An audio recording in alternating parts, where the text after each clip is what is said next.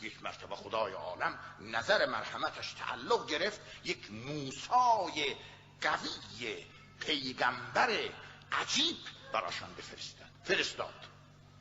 فرستاد و خلاصه بعد از اون کشمکش ها و کشقوس ها دشمن سرسخت را که فرعونیان باشد همه را از بین برد.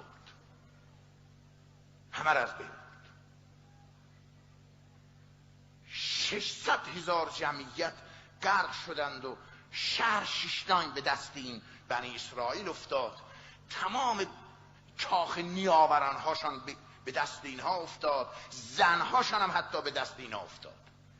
پارسال بود یادم هست گفتم که حتی 10 تا زنهاشان گرفتند.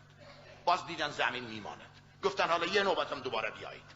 بود دوباره 5 تا شد 15 تا. باز دیدن زنها ماندن، دوباره باز گفتن 5 تا تقسیم کنید. دوباره باز تقسیم کردن، دیدن باز نفری 5 تا میرسد. هر مردی 20 تا زن گرفت. زن سپهبد، زن افسر، زن سرگرد، زن نمیدانم بله ریگان، زن نمیدانم بله واشنگتنی، زن نمیدانم مسکویی، همه را گرفته.